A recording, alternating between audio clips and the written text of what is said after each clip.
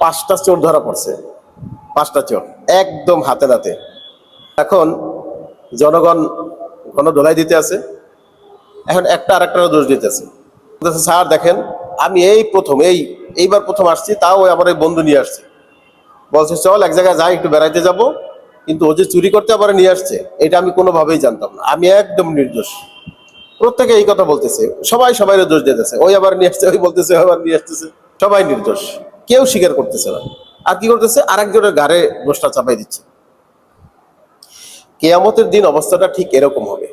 আল্লাহ রাব্বুল আলামিন পবিত্র কোরআনে সে কথা বলছেন, ইয়াউমা তা'তি কুল্লু নাফসিন তুজাদিলু আন নাফসিহা ওয়া তুওয়াফা কুল্লু নাফসিন মা আমিলাত ওয়া হুম লা ইউজলামুন।